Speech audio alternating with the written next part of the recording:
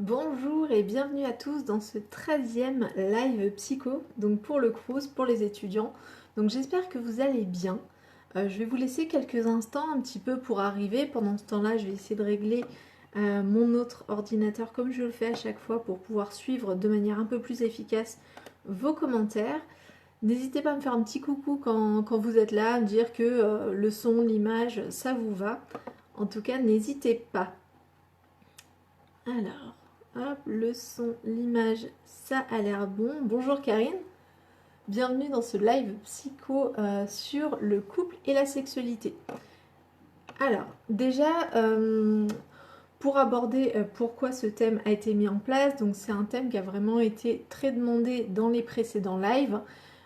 Donc, bien évidemment, je réponds aux demandes des étudiants, donc je vais aborder cette question-là en sachant que je ne suis pas thérapeute de couple, même si ça m'arrive d'en accompagner de temps en temps, mais il y a des thérapeutes spécialisés, des psychologues spécialisés dans l'accompagnement des couples, voilà, surtout dans le courant qu'on appellerait le courant systémique, dont j'ai déjà parlé quand j'ai parlé notamment de la famille. Voilà, j'essaie de faire des petits préambules, comme ça fait venir les gens petit à petit, mais en tout cas voilà, il faut savoir que ce thème-là, c'est une de vos demandes, c'est une de vos préoccupations, la notion du couple. Donc ce soir, on va aborder surtout des généralités par rapport au couple, mais j'espère bien que vous allez pouvoir me poser des questions qui vous touchent plus personnellement et qui vont vous permettre vraiment d'éclairer des situations que vous vivez, des questions que vous vous posez, et de manière comme ça à co-construire cette session live de ce soir. Donc voilà, donc déjà, bienvenue à ceux qui sont en train d'arriver. Bonsoir Audrey, bienvenue. J'espère que la question du couple va pouvoir t'intéresser. Donc je sais qu'il y en avait quelques-uns qui étaient intéressés par cette thématique, donc j'attends vraiment qu'ils arrivent. Mais déjà Audrey, si tu as des questions par rapport au couple, n'hésite pas à les mettre maintenant parce que j'ai, comme d'habitude, tout un tas de notions à vous transmettre sur ce thème-là, mais je peux bien évidemment répondre à vos questions. Je trouve ça toujours beaucoup plus intéressant et beaucoup plus enrichissant de répondre vraiment au cas par cas sur chaque question, même si on ne peut pas faire de la thérapie. Donc voilà, bonsoir à ceux qui nous rejoignent, bonsoir Manon. Bonsoir tout le monde, donc a priori ça marche bien. Dites-moi si vous m'entendez bien. Bonjour Gabriel. Ah, tu as changé de photo de profil Gabriel. Ok. Bonsoir, bonsoir à tous. Ça y est, je vois que ça commence à arriver. Ah, bonsoir Patty. Je ne connais pas Patty. Ok. Donc déjà, encore une fois, je suis vraiment très heureuse de vous retrouver ce soir encore parce que ça fait vraiment plaisir d'avoir des étudiants qui s'intéressent à ce type de sujet et notamment à chaque fois vous interagissez. Donc là, je vous invite vraiment à le faire encore plus parce que le thème du couple et de la sexualité pourrait partir dans tous les sens. On pourrait aborder la question sous plein d'angles différents. Donc je l'ai fait de manière un petit peu... Oui, c'est très bien, Gabriel. Donc je pourrais le faire de manière vraiment large. Mais voilà, encore une fois, j'attends vraiment vos questions pour pouvoir spécifier un peu, prendre certains angles. Voilà, n'hésitez pas à me déranger un peu dans mon déroulé pour pouvoir poser vos questions. Vraiment, ce temps, il est fait pour vous. Donc vous qui regardez les vidéos, donc n'hésitez pas à poser des questions. C'est vraiment un temps d'échange et de partage. Donc voilà, je vais essayer de vous partager quelques notions importantes qui me semblent en tout cas importantes, qui vont déjà vous permettre probablement de vous repositionner différemment par rapport à la notion de couple et à la notion de sexualité. Vous allez voir que j'aborde beaucoup plus la question du couple que la question de la sexualité et vous allez très bien comprendre pourquoi quand on va aborder cette notion-là. Bon, je vous le dis déjà, c'est parce que très clairement, quand il y a un problème de sexualité dans un couple, généralement, ce n'est pas vraiment le problème. En fait, c'est juste un symptôme qui vient indiquer qu'il y a un problème de fonctionnement du couple. C'est un peu le symptôme. C'est un peu comme quand on a de la fièvre. Finalement, c'est pas le problème, la fièvre. Le problème, c'est l'infection ou le virus qu'on a en dessous. Donc, c'est toujours le témoin de quelque chose de sous-jacent. Donc voilà, comme ça, je vous l'ai dit. Comme ça va vous déjà commencer à vous faire travailler sur la notion de la sexualité, mais on va déjà aborder la question du couple. Bon, ça y est, ça fait 4 minutes que le live, 5 minutes que le live a commencé. J'espère que, encore une fois, vous allez bien. Ceux qui sont en retard vont nous rejoindre en cours de route et c'est bien comme ça. Voilà, n'hésitez pas à interagir entre vous, j'attends vraiment beaucoup ce soir vos questions pour pouvoir vraiment orienter le débat. Je l'ai fait de manière large, je compte sur vous pour m'orienter avec vos questions sur le couple et la sexualité. Donc n'hésitez pas à me déranger dans mon déroulé. Si j'ai pas le temps d'aborder toutes les notions là ce soir, c'est pas grave, on refera des soirées sur les thèmes qui n'ont pas été abordés. N'hésitez pas vraiment à poser beaucoup de questions. Je compte sur vous. Donc déjà, quand on aborde une thématique, j'aime bien un petit peu la définir. Donc, sur la question du couple, bien évidemment, il y a une définition qui est la définition du code civil. Alors, je vais vous faire les trucs un peu rébarbatifs qui ne sont pas de mon domaine maintenant. Donc, pour le code civil, on est vraiment sur l'union de deux personnes. Voilà, que ce soit par un mariage, que ce soit par un concubinage, une union libre, voilà, peu importe le type d'union, mais en tout cas, on est sur une union de deux personnes. Donc déjà, il faut savoir qu'il y a une notion de droit qui est venue se poser là-dessus à un moment donné et que c'est pas récent, cette notion de droit sur le couple qui vient en fait régir et réglementer ce qu'on peut appeler un couple et ce qu'on ne peut pas appeler un couple. Mais au-delà de cette définition qui est déjà très large, on voit que finalement la définition qu'on peut avoir du couple, à part le fait de dire que c'est deux personnes, et on verra très bien que avec l'évolution de la société, peut-être que cette notion-là, même de couple à deux, finalement pourrait être remise en question, mais en général actuellement, on parle toujours d'un couple avec deux personnes qui sont réunies, donc qui sont unies ensemble, donc on retrouve la même notion que dans le code civil, pour une activité ou pour une situation. Donc on voit que vraiment la notion de couple est vraiment très large. Donc quand on parle d'un couple tel que vous avez voulu l'aborder ce soir, on parle bien évidemment d'un couple, on va dire d'amoureux ou d'un couple, voilà. Vous voyez que déjà c'est difficile à définir, mais on est un peu plus là-dedans. On n'est pas sur un couple de patineurs. Je pense pas que vous m'ayez demandé une soirée sur les couples de patineurs. Donc il y a vraiment cette notion de couple plus dans le côté sentimental, dans le côté émotionnel, dans le côté... voilà, dans ce côté-là. Donc, vu qu'il n'y a pas trop de notions au niveau du dictionnaire ou du code civil, que ça s'arrête un peu là, moi je suis allée creuser un petit peu au niveau des représentations sociales. Donc, pour rappel, je suis psychologue social de la santé, et donc les représentations sociales, ça fait partie de mon domaine de compétences. Je suis beaucoup plus à l'aise avec ça qu'avec le code civil. Donc, pour le coup, je suis allée voir du côté des études qui avaient été réalisées sur la notion de couple. Et encore une fois, toutes les études qui ont été réalisées sur la notion de couple ne définissent pas vraiment ce qu'est un couple. Elles le définissent pour leur étude, donc elles cadrent ce qu'elles vont considérer être un couple, mais à chaque fois, quasiment, en disant que ça pourrait très bien être autre chose, mais que pour leur étude, elles décident de définir ça comme ça. Donc en général, un couple de personnes. Selon l'étude, elles choisissent de cibler les couples homosexuels ou les couples hétérosexuels, ça dépend de l'objet de l'étude, ou alors elles décident de ne pas forcément sélectionner de priorité par rapport à ça. Donc on est toujours sur deux personnes. Donc en termes de représentation sociale, vous voyez que finalement il y a peu eu d'études sur les représentations sociales du couple en tant que tel. C'est souvent le couple associé à une autre problématique, mais le couple en tant que tel a finalement peu été étudié de manière vraiment scientifique. Et vous comprendrez facilement pourquoi. C'est parce qu'on y associe aujourd'hui la notion d'amour, et l'amour de manière scientifique, c'est un peu difficile à étudier. Mais on va pas aller trop vite.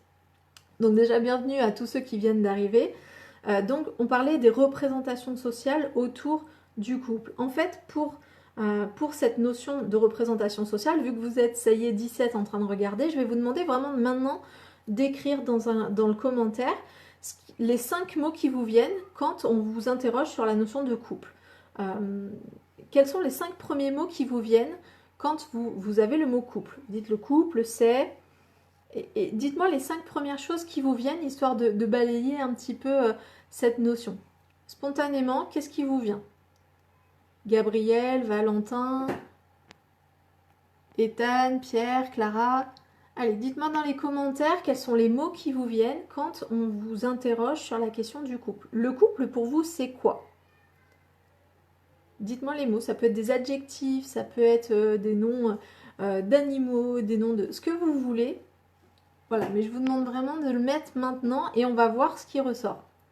C'est comme ça en fait qu'en psychologie sociale, entre autres, on peut étudier justement le domaine des représentations sociales. Donc dites-moi, je vais attendre un petit peu vos commentaires. Ok, la confiance, partenaire, amitié, solidarité, soutien, amour, deux personnes. Alors il y en a qui me font des phrases carrément. Amour, affection, vie commune, partage.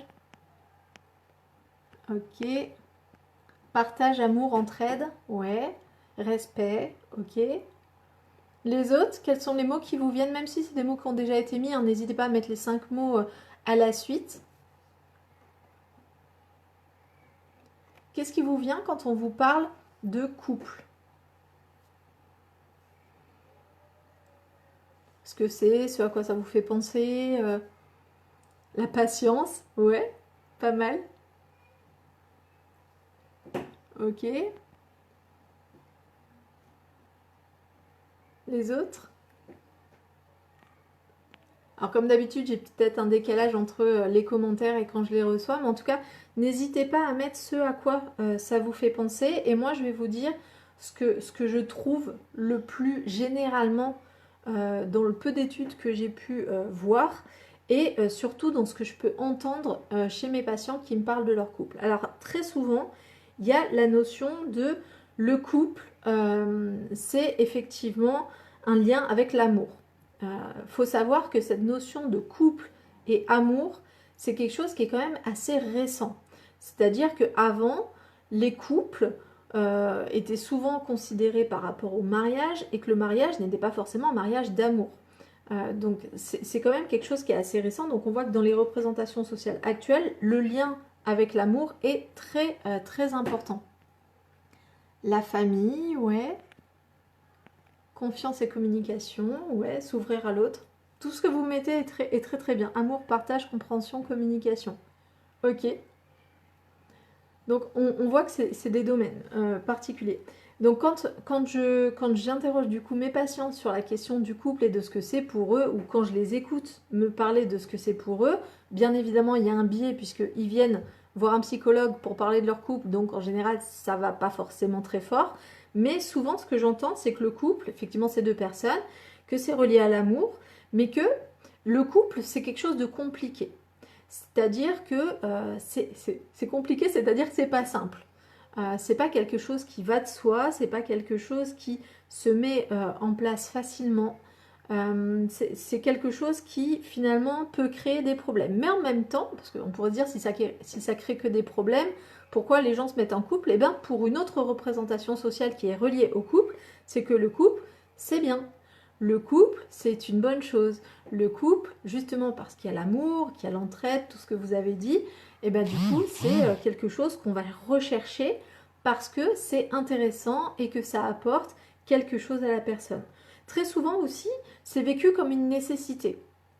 C'est-à-dire que être en couple, c'est même pas une question. Les gens se posent généralement pas forcément la question de est-ce que je veux être en couple ou pas. Ils se le posent à certains moments, mais globalement, on leur dirait vous voulez une vie avec ou sans couple. La question ne se poserait pas forcément parce que la plupart des gens diraient généralement ben oui je veux un couple, j'en veux pas forcément un tout de suite, mais ça fait partie des choses qui semblent inévitables, incontournables, et en tout cas qui semblent être une nécessité. Une nécessité pour atteindre quoi? Parce qu'une nécessité c'est toujours pour atteindre quelque chose, ben pour atteindre un certain niveau de confort de vie, pour atteindre un certain niveau de sécurité, pour atteindre le bonheur, pour avoir de l'affection, pour avoir des rapports sexuels, pour avoir des enfants, pour avoir une vie qui ressemble à quelque chose qui serait relié à de la réussite. Réussir sa vie, c'est à un moment donné trouver quelqu'un et nanana. Donc il y a souvent cette notion de couple comme un incontournable, une sorte de nécessité. Et finalement, il y a peu de personnes, en tout cas proportionnellement, il y en a peut-être de plus en plus qui en parlent, mais en tout cas qui vraiment se disent non mais en fait moi le couple ça m'intéresse pas du tout. Être en couple, je vois pas l'intérêt. Enfin bref, il y a des personnes qui le disent à certains moments de leur vie. Je vois pas l'intérêt aujourd'hui, mais très peu de personnes finalement ne voient pas du tout d'intérêt à être en couple. Que ce soit un intérêt d'expérience, ou un intérêt affectif, ou un intérêt de confort, ou un intérêt... Bref, il y a quand même cette notion de... c'est une nécessité pour réussir sa vie, ou c'est un peu comme un pass qui permet d'accéder à des choses qui sont importantes pour soi. Et en tout cas, pour certaines personnes, et en tout cas certaines personnes qui viennent en cabinet en thérapie et qui me parlent de cette question du couple, en tout cas, dans leur but, des fois quand ils sont célibataires, leur but c'est d'être en couple et de trouver quelqu'un, et ça peut même être une vraie problématique qu'on va aborder en thérapie, parce que ça peut même être source d'angoisse, d'anxiété, de frustration, de colère, de ne pas être en couple. Et ça peut être aussi source de plein d'autres émotions, d'être en couple et que ça ne se passe pas forcément correctement. Est-ce que jusque-là, les représentations sociales, ça vous parle? Effectivement, il y a la notion d'entraide, d'amour qu'on retrouve, de tout ce que ça peut apporter. Mais il y a aussi la notion de c'est compliqué, c'est pas simple, mais en même temps c'est bien.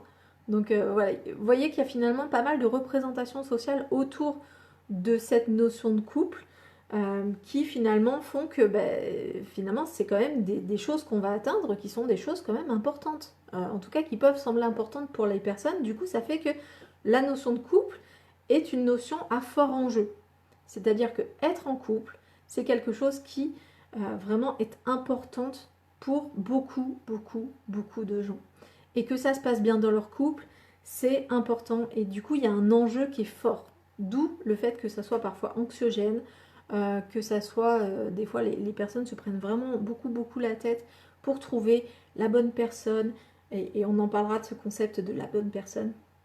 Mais en tout cas vous voyez, c'est déjà faut prendre en considération l'importance de cette notion dans notre construction sociale. Encore une fois, ces représentations sociales valent pour notre société, et d'une société à une autre, on n'a pas du tout les mêmes représentations sociales. Au Sénégal, je vous parle tout le temps du Sénégal, mais c'est les deux pays que je connais le mieux, hein, la France et le Sénégal.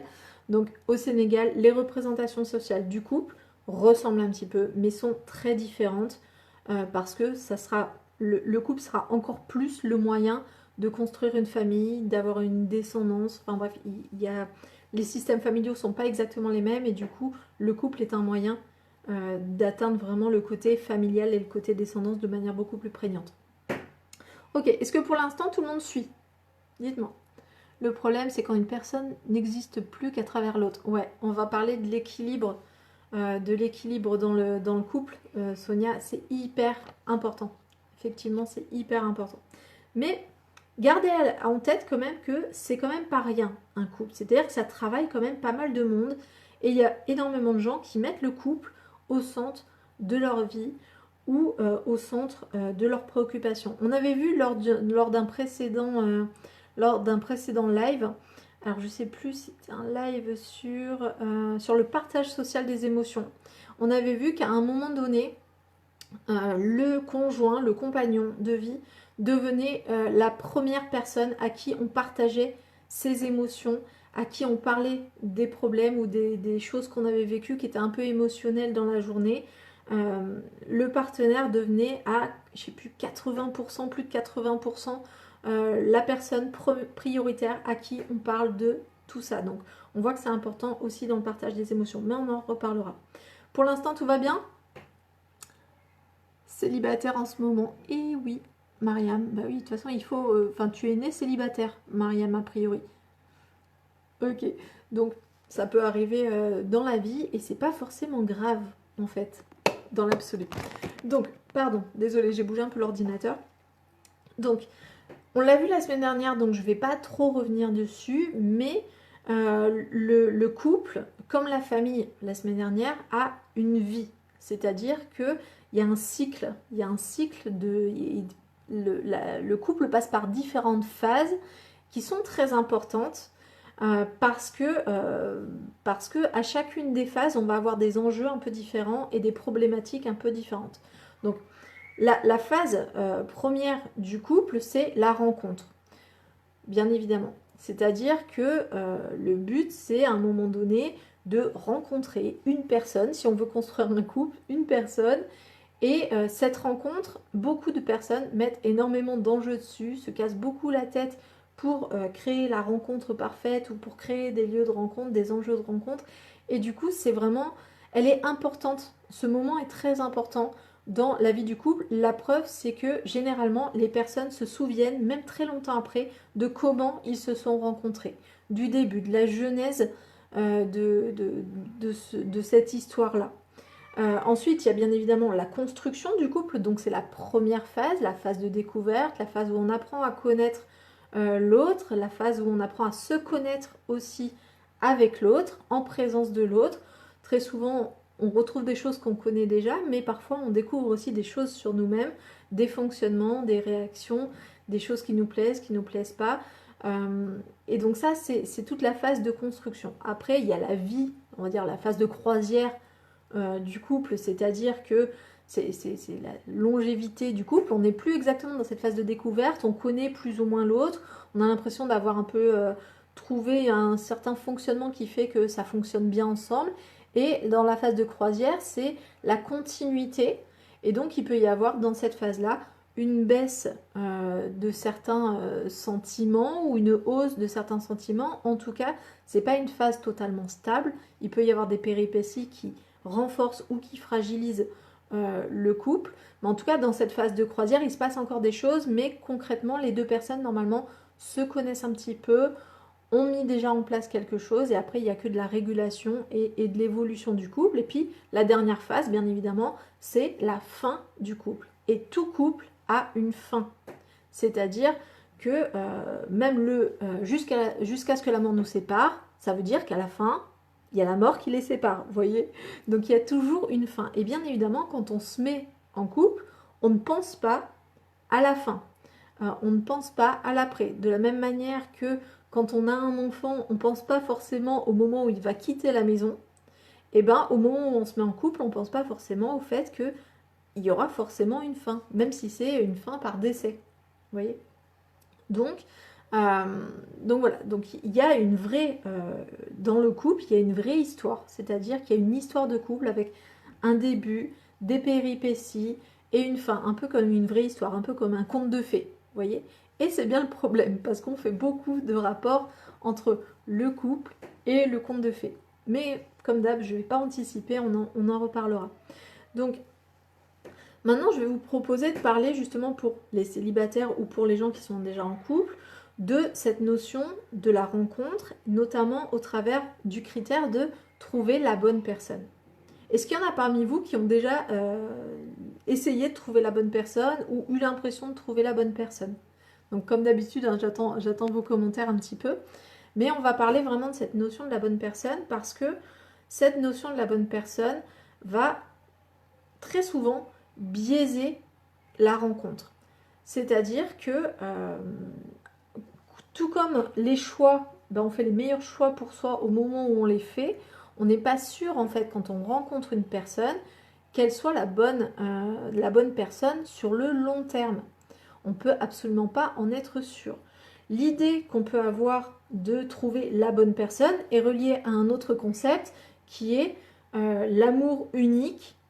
Et ils se marièrent et eurent beaucoup d'enfants et vécurent heureux jusqu'à la fin de leur jour. Ça, clairement, si vous vous rappelez les premières fois que vous avez entendu ces notions-là, c'est dans les contes de fées.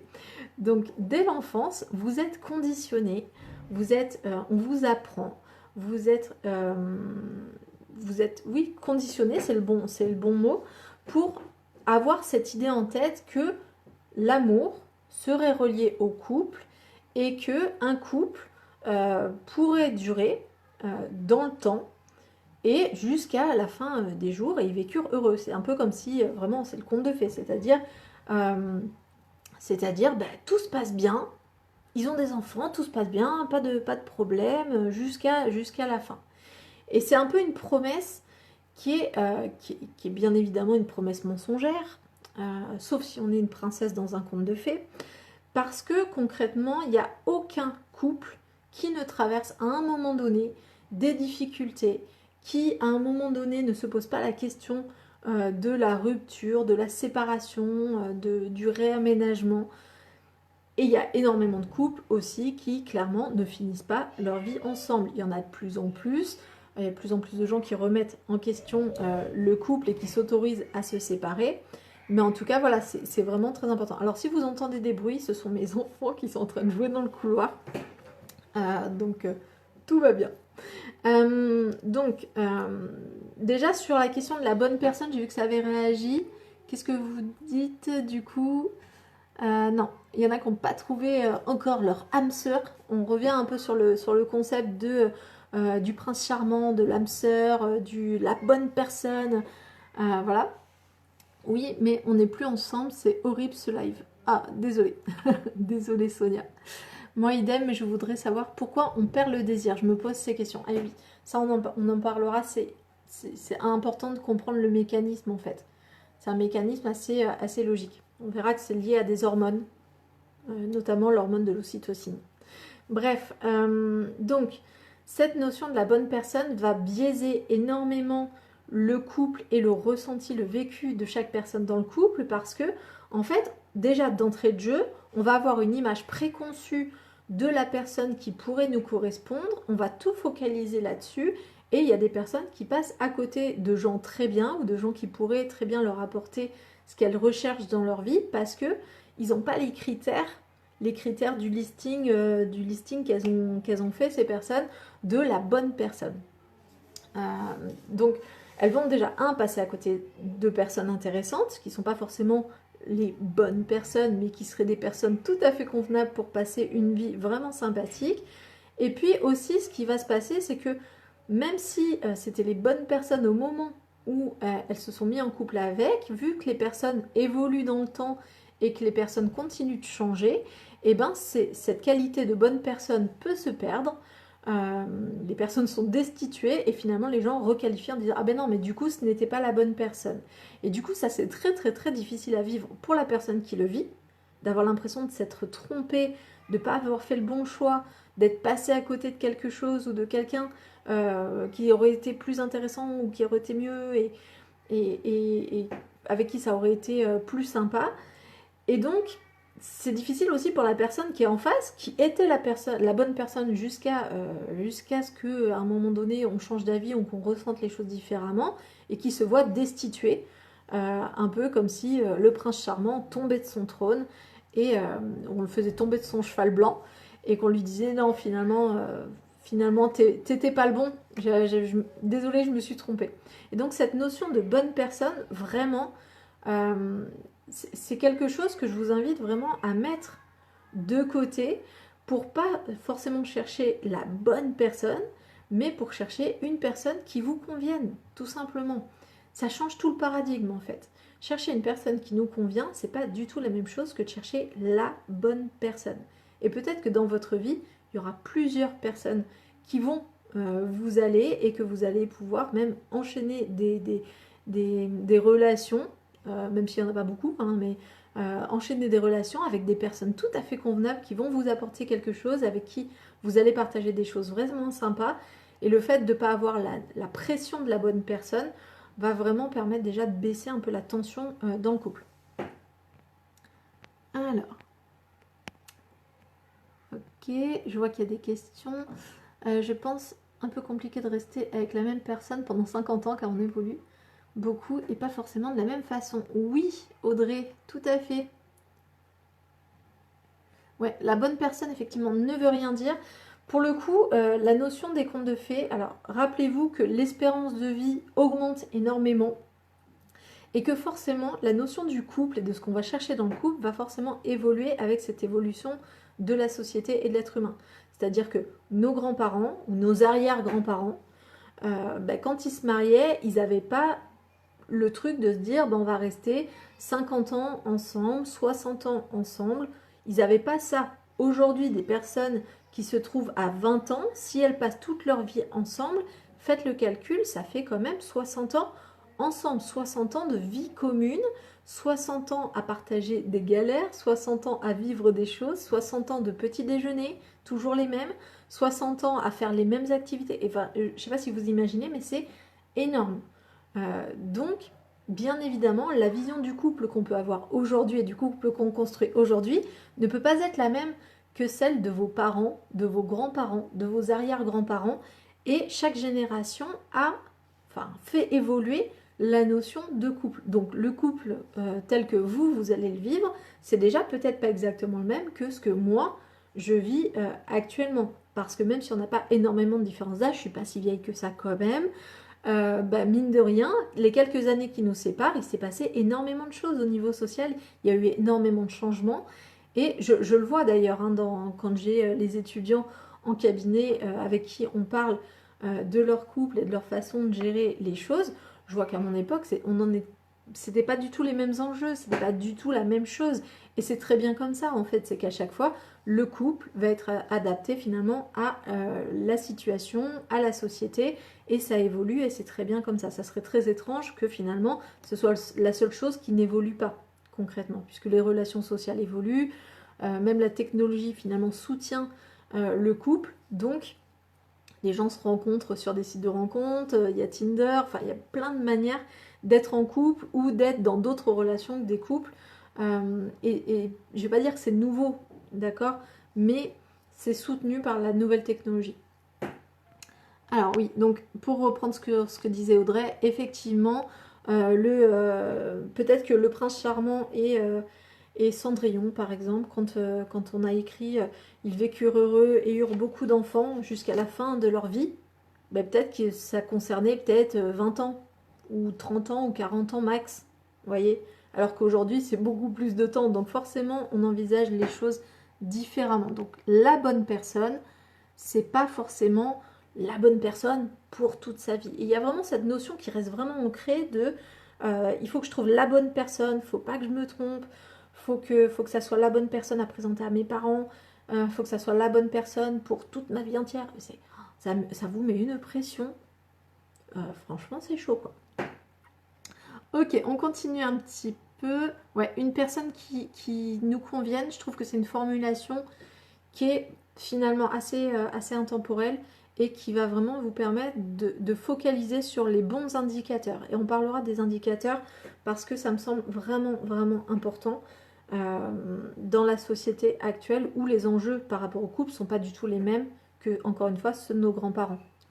Aujourd'hui, vous pouvez avoir un enfant sans être en couple, vous pouvez avoir une sexualité sans être en couple, vous pouvez ne pas avoir de couple, finalement, bien évidemment, il y aura une pression sociale parce que c'est pas encore totalement dans les mœurs et dans la normalité, mais si vous voulez ne pas avoir de couple du tout, concrètement, c'est possible. En tout cas, c'est pas légalement répréhensible, donc vous pourriez très bien le faire. Donc, il y a beaucoup plus de liberté par rapport à ce que vous pouvez faire.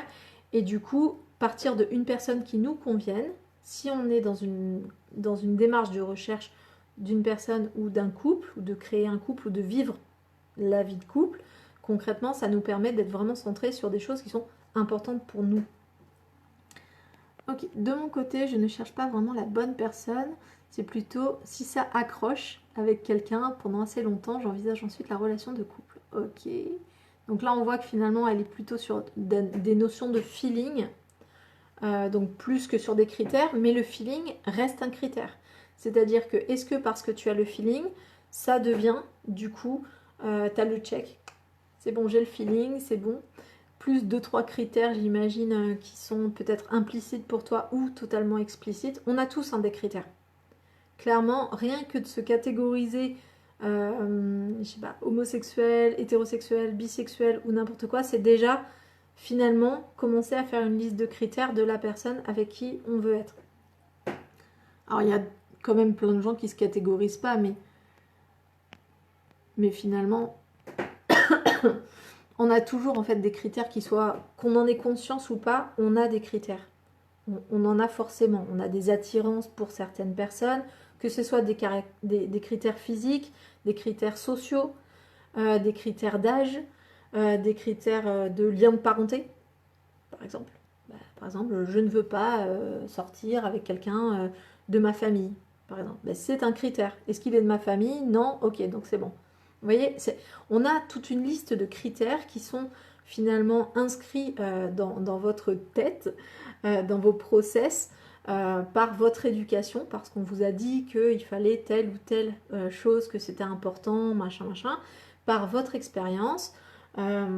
la loi peut aussi venir vous dire ce que vous pouvez faire ou pas faire. Mais voilà, faut vous dire que vous n'êtes pas sans critères. Sans critères, ça n'existe pas, en fait. On a forcément des critères, même si on n'en a pas conscience.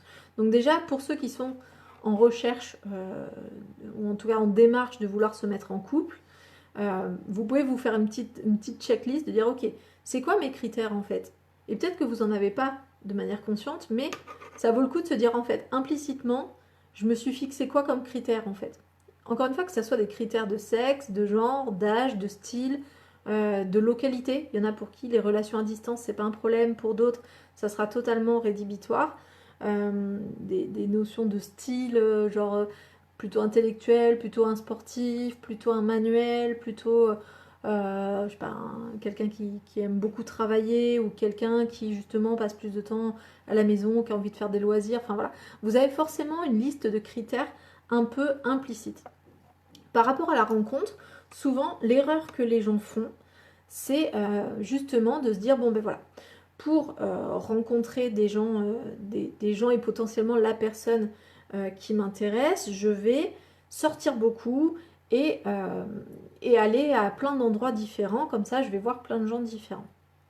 Ok, sauf que si vous rencontrez quelqu'un qui, par exemple, aime beaucoup sortir en boîte, vous, c'est pas votre truc, mais du coup, vous le rencontrez dans une boîte. Parce que vous créez l'occasion de la rencontre. Concrètement, cette personne, déjà, vous savez que vous la rencontrez sur un terrain qui n'est pas un terrain d'entente ou d'accroche, en fait. Si vous détestez aller en boîte et vous détestez les gens qui vont en boîte, mais vous allez en boîte pour rencontrer des gens. Vous voyez? Donc, déjà, ça vaut le coup de se dire, ok, quand je suis dans une démarche de rencontre, qu'est-ce que je mets comme critère et où est-ce que j'espère rencontrer des gens? Et bien évidemment, les couples, on les rencontre sur les lieux où on est la plupart du temps. Sur le lieu de travail, sur le lieu de ses loisirs, sur le lieu, je sais pas, de vacances. Bref, souvent on les rencontre là où on est. Sur Internet, si on a l'habitude d'aller sur Internet, voilà, on les rencontre là où on est, en fait, concrètement. Donc, est-ce que votre démarche, c'est d'aller dans des endroits où vous n'allez pas d'habitude pour rencontrer des gens? Vous risquez de rencontrer des gens qui ne vous conviennent pas, au moins sur ce critère-là.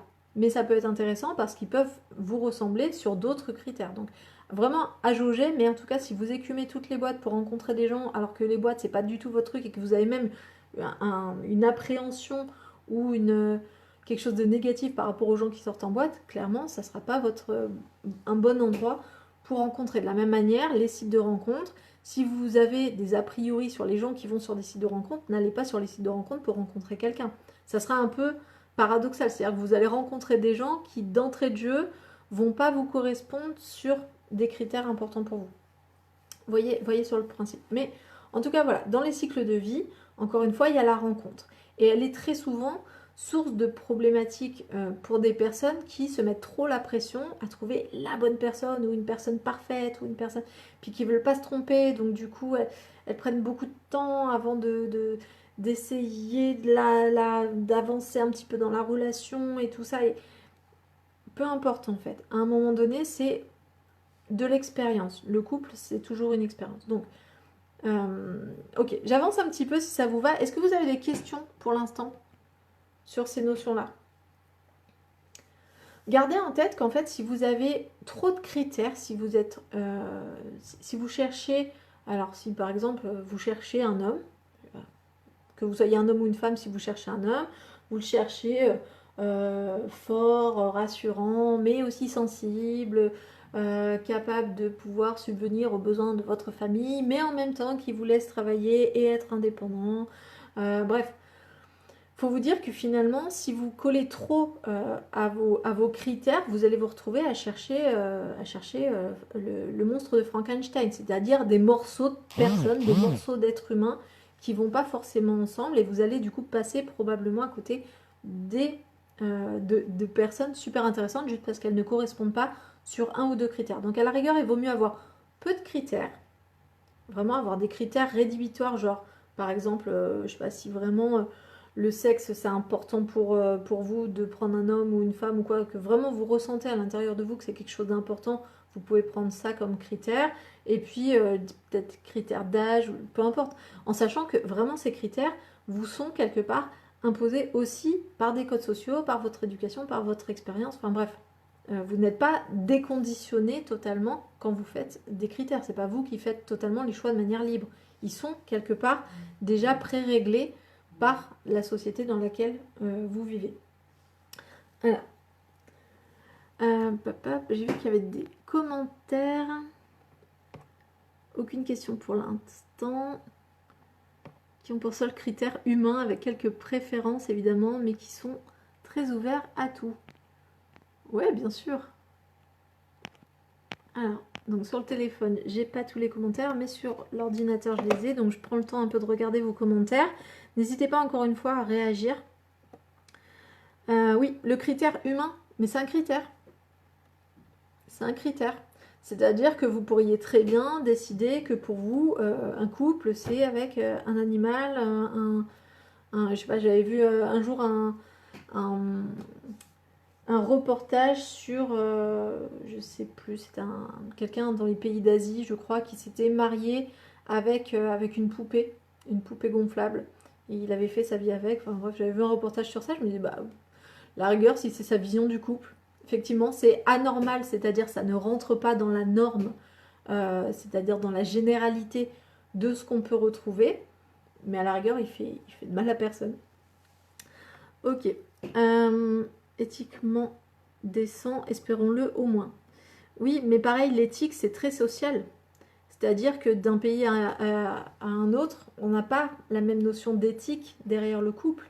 Par exemple, moi, comme je vous disais, je vous parlerai quand même pas mal du Sénégal quand je vous parle de ça, parce que, par exemple, au Sénégal, c'est assez fréquent, notamment dans les familles musulmanes, que les hommes puissent épouser 4 femmes. Je sais que ça existe dans d'autres pays, mais je peux parler que du Sénégal parce que c'est le pays que je connais le plus.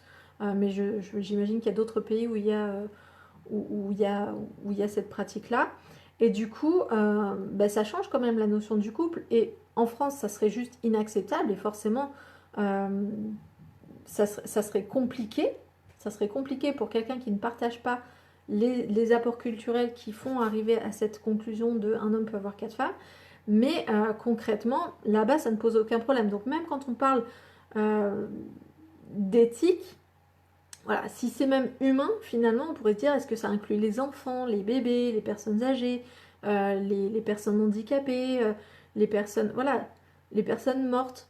Voilà, parce qu'on sait très bien qu'il y a des personnes qui sont attirées par les cadavres, par exemple. Donc on pourrait avoir le critère humain et finalement que ça soit très très large. Est-ce que c'est des morceaux d'être humain ou est-ce que c'est un humain entier? Vous voyez, finalement, sur la sexualité ou le couple, finalement, on peut arriver à des choses très très très différentes. Alors, je vais essayer de voir tous vos commentaires, mais vous avez beaucoup commenté aujourd'hui, c'est chouette. Alors, hop.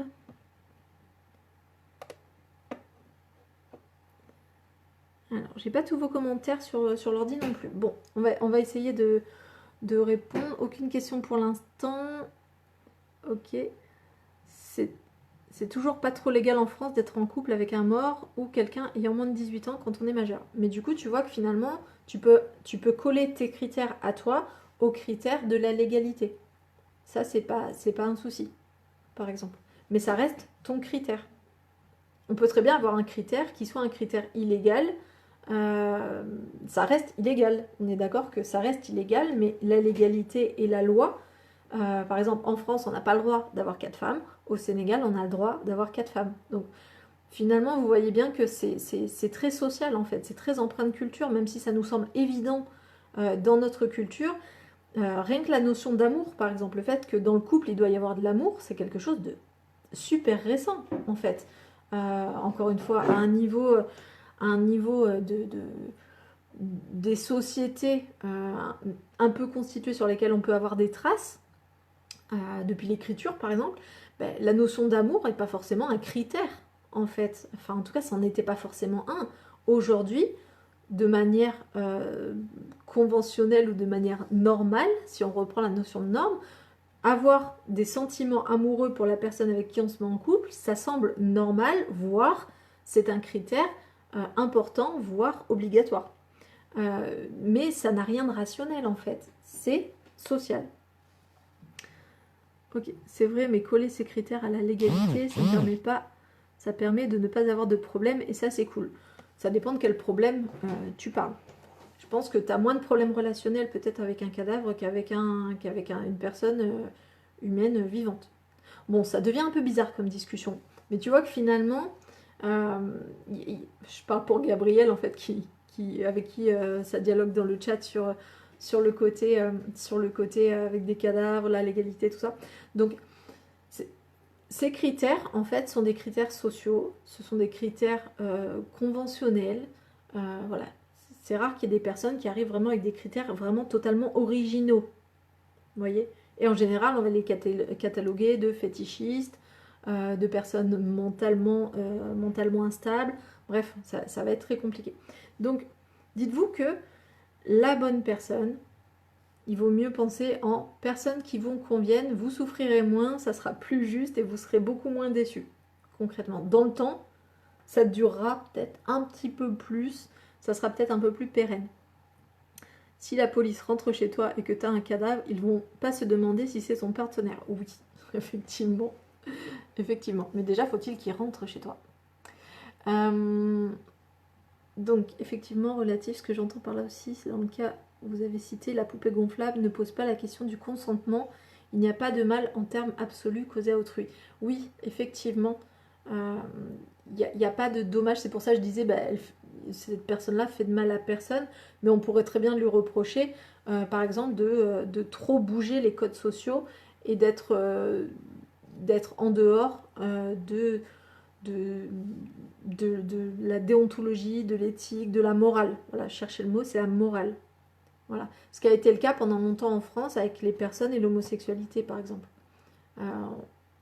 Clairement, ils faisaient de mal à personne, mais on leur reprochait le fait de ne pas correspondre à la morale, qui est encore une fois une norme qui évolue dans le temps, dans un sens, dans un autre, mais en tout cas qui a forcément une empreinte sur nos comportements.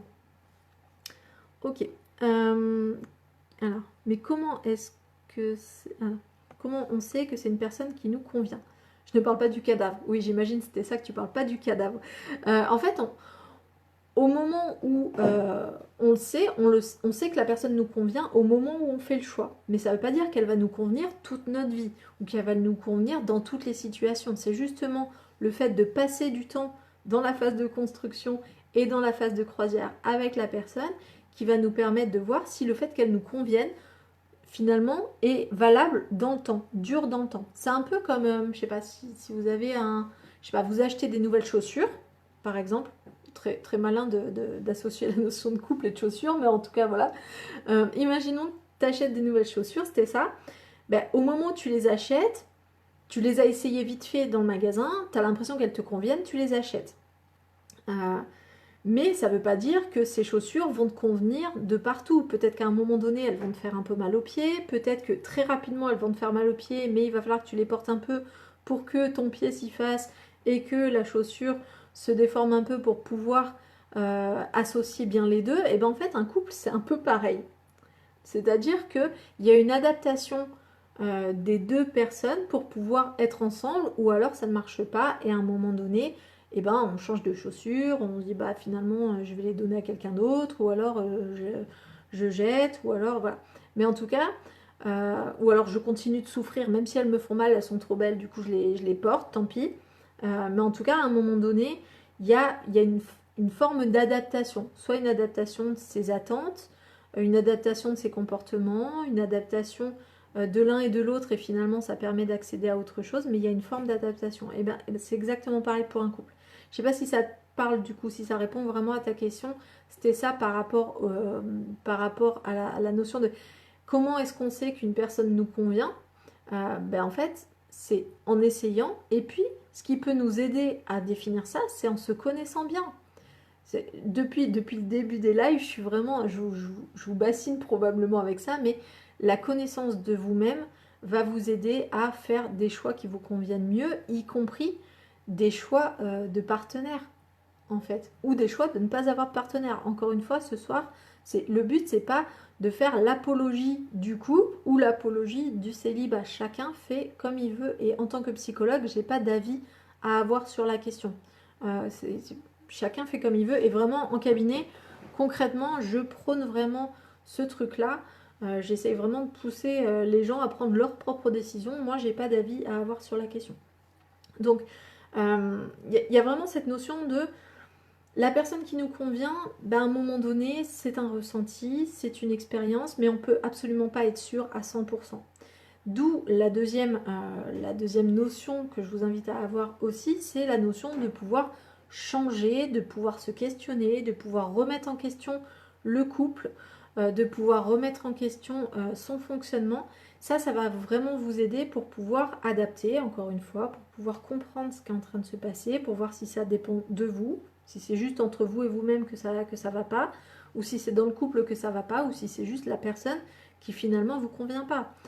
Récemment, dans les personnes que j'ai eues en consultation, donc peut-être que c'est quelqu'un d'ici, peut-être que c'est un patient à moi, je ne sais plus.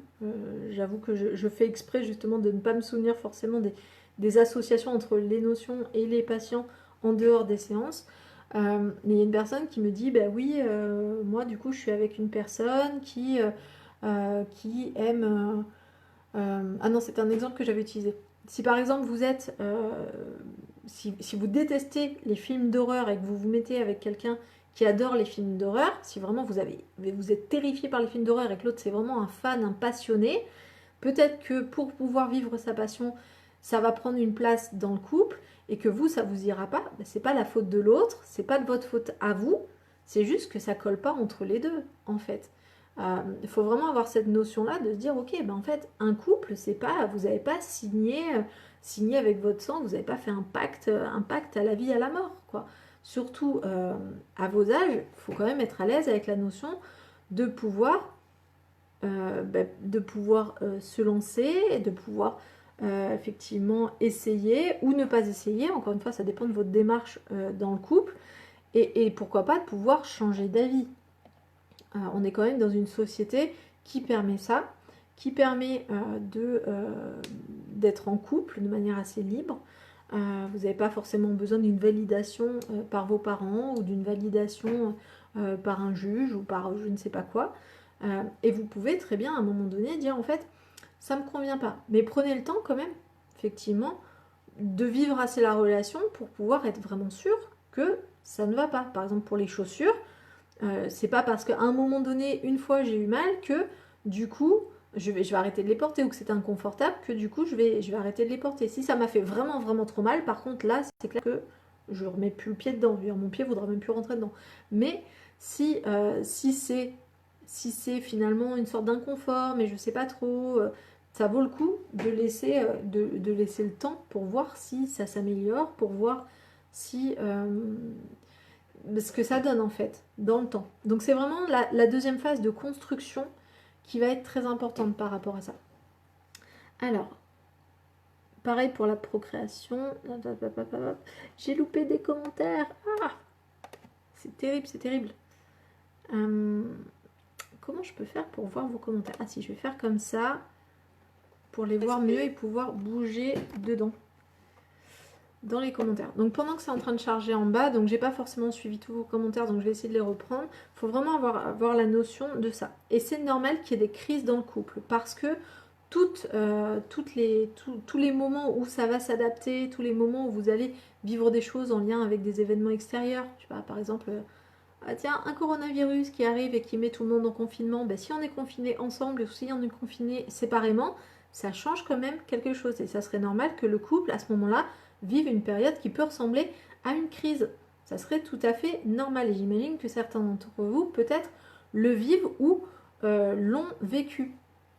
Il y a des couples que ça renforce, cette crise-là, et des couples qui vraiment vont être fragilisés, voire même qui vont exploser à cause de cet élément-là. Donc les crises sont des éléments importants. Je vous rappelle que le couple, tout comme la famille qu'on a vu la dernière fois, ce sont des systèmes, c'est-à-dire que c'est des associations de deux personnes, là pour le coup.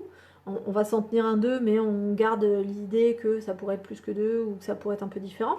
Mais en tout cas, c'est deux personnes qui ont des éducations différentes, qui ont des manières de voir le monde différemment, qui ont des modes de communication différents. On en avait déjà parlé du fait que certaines personnes communiquaient plutôt sur du langage visuel ou sur du langage, du langage émotionnel ou sur du langage vraiment pragmatique ou plutôt global. Donc on a vu on avait une pensée qui était configurée différemment et du coup qu'on avait des manières de communiquer différentes. Donc là on met des gens qui sont différents ensemble, qui des fois ont des passions différentes, qui ont des attentes et des besoins différents et forcément il y a des moments où ça peut coincer un peu, il suffit qu'il y en ait un qui a un besoin un peu plus pesant à un moment donné ou que les gens évoluent et à un moment donné pour pouvoir évoluer le système se met en crise et quand il a fini la crise normalement il arrive dans un autre état qui est un autre état d'équilibre et le but de chaque crise c'est d'arriver à la fin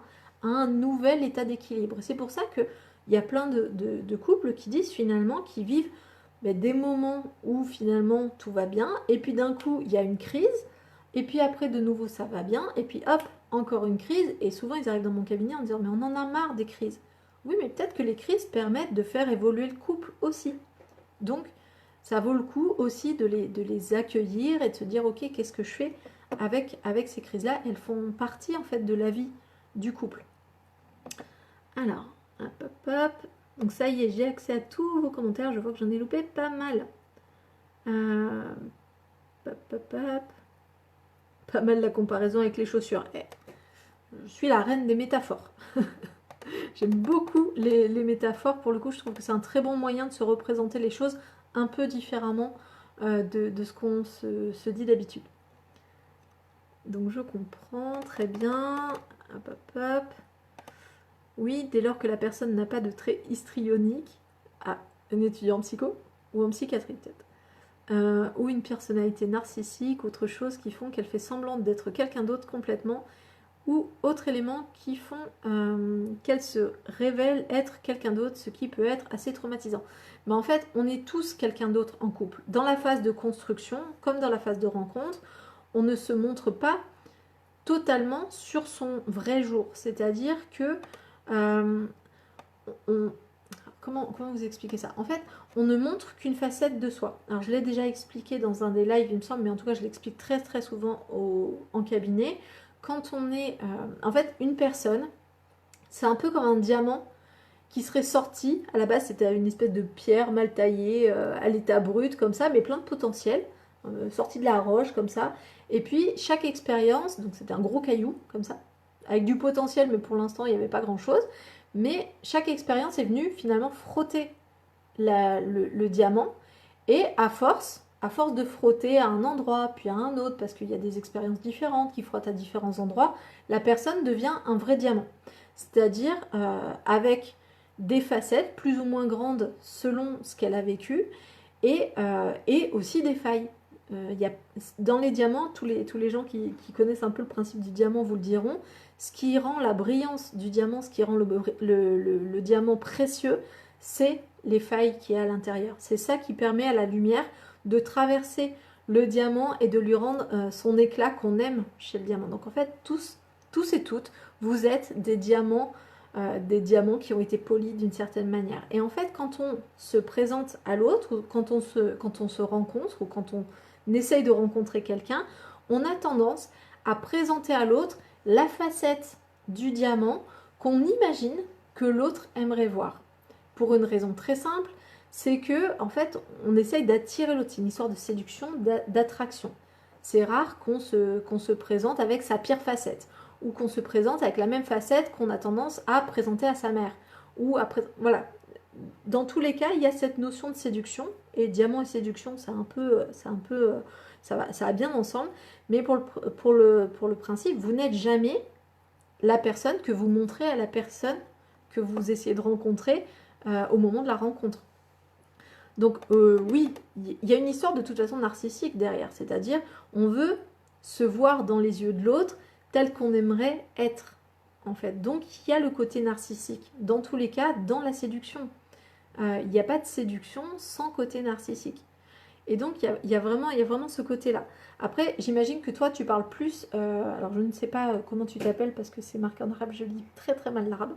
Mais en tout cas, euh, toi, tu parles peut-être des pervers narcissiques. C'est autre chose. C'est vraiment autre chose. C'est-à-dire, il y a ce côté présenter à l'autre la facette qu'on aimerait qu'il voit de manière à pouvoir obtenir ce dont on a besoin chez le pervers narcissique, mais vraiment poussé à son extrême. C'est-à-dire que, quel que soit l'autre, en fait, l'autre a peu d'importance parce que ce qui compte, c'est avant tout son problème à soi, son besoin à soi, son angoisse à soi à devoir gérer, sa faille narcissique.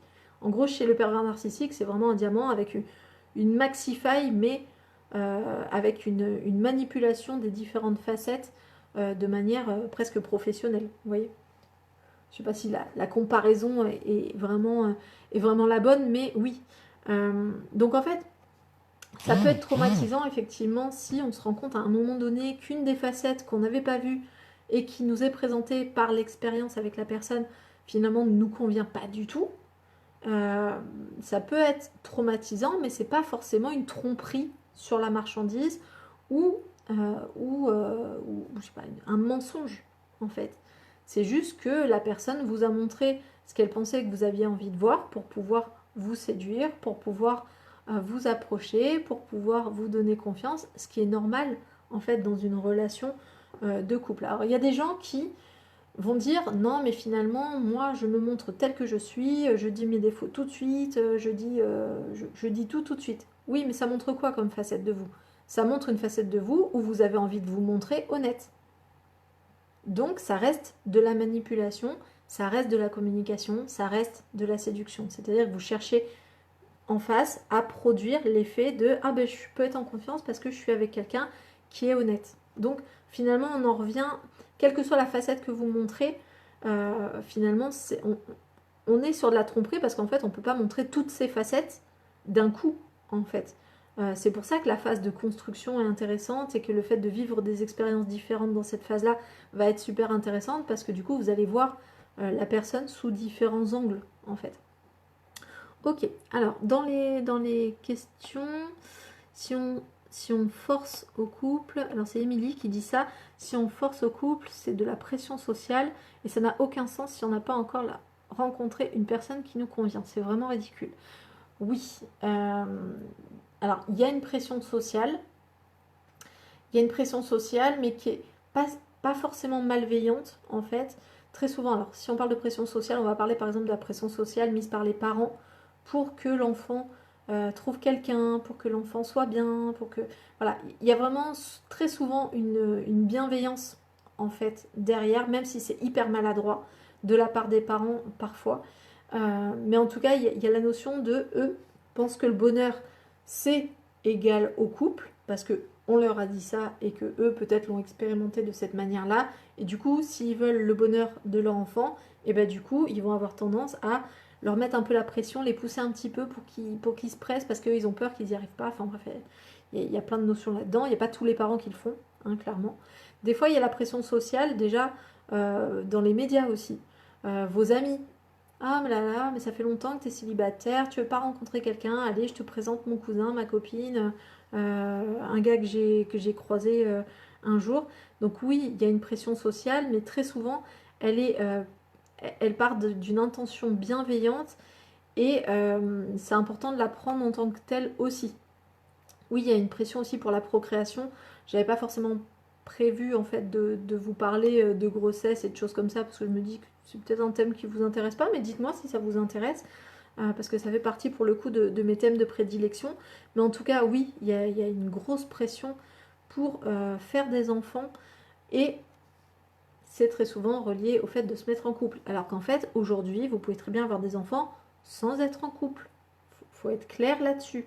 Voilà. Donc aujourd'hui, c'est possible. Bien évidemment, ce n'est pas dans la norme, donc vous aurez plus de gens qui vont essayer de vous faire rentrer dans la norme. Encore une fois, c'est un phénomène social hyper fréquent. C'est pas de la malveillance, c'est juste qu'un groupe fonctionne généralement comme ça, c'est-à-dire que pour sentir une cohésion de groupe, une cohésion sociale, on a besoin que les gens se ressemblent. Et donc, tous les gens qui sont un peu différents, ben, on a tendance à vouloir les re-rentrer dans la norme.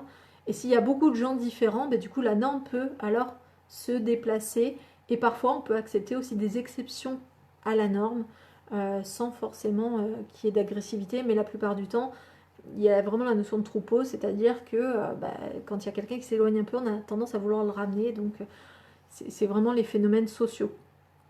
Mon partenaire a une phobie des araignées et moi je suis fan d'araignées, mais du coup on fait des compromis, c'est moi qui attrape les araignées et qui les jette dehors. Parfait, parfait, parfait. Là on voit une forme d'adaptation, où finalement les failles de l'un font écho aux forces de l'autre, et du coup finalement ça se trouve bien. Par exemple, je pense que j'en ai déjà parlé peut-être dans un live, mais par exemple, moi je déteste les chiffres, la compta, les trucs, les machins, je déteste ça.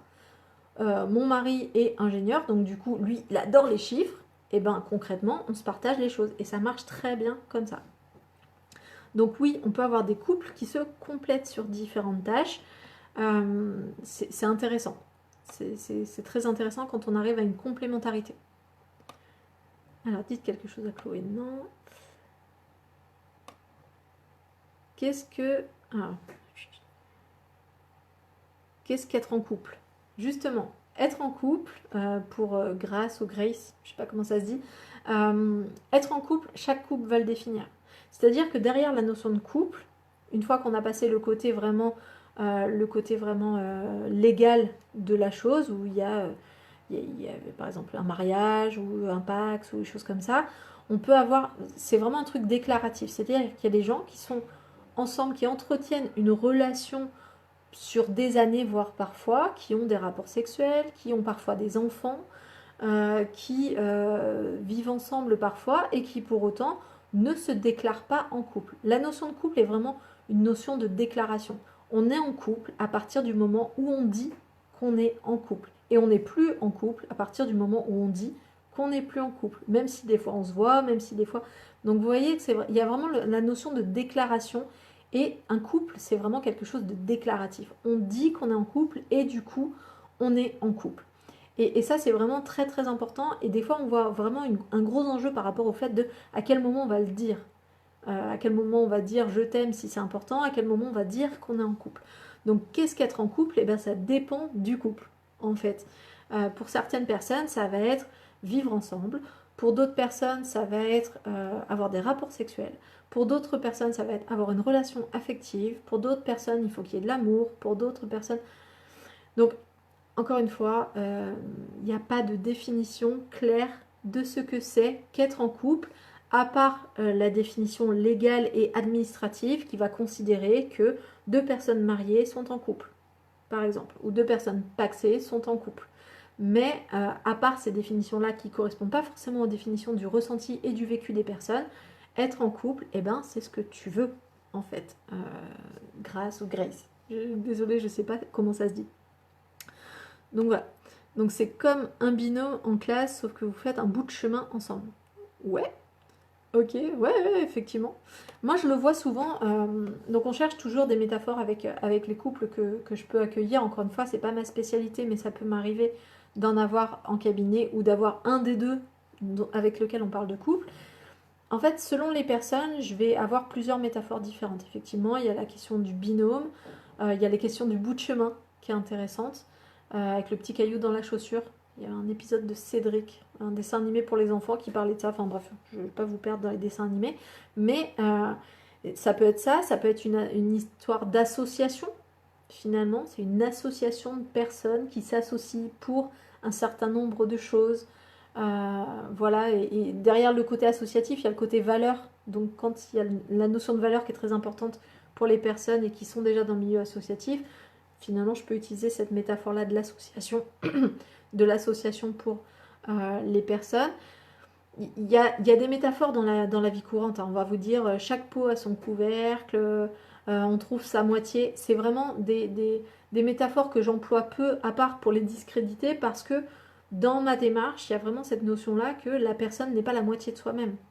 Moi, j'accompagne vraiment les personnes pour, dans la démarche en fait, de prendre en considération leurs qualités et le fait que finalement elles sont déjà entières, elles ont déjà du potentiel, elles ont déjà des forces et que finalement, effectivement, il peut y avoir une complémentarité avec d'autres personnes, mais que déjà, elles-mêmes toutes seules, elles peuvent fonctionner. Mais pendant très longtemps, il y a eu cette notion de trouver sa moitié, comme si les personnes, comme ça, se déplacer, les personnes célibataires n'étaient que la moitié d'elles-mêmes, en fait, elles n'étaient pas encore complètes. Et il y a des couples, hein, les couples fusionnels se retrouvent bien dans cette notion de trouver sa moitié. Et quand ça explose justement des couples fusionnels, justement je relativise cette notion de moitié en leur rappelant qu'en fait elles sont entières déjà et que si elles se mettent ensemble, c'est une complémentarité et non pas trouver sa moitié. Ok, qu'est-ce qu'être en couple et comment on sait que l'on est en couple? Encore une fois, c'est du déclaratif. À partir de quel mois on peut définir qu'on est en couple?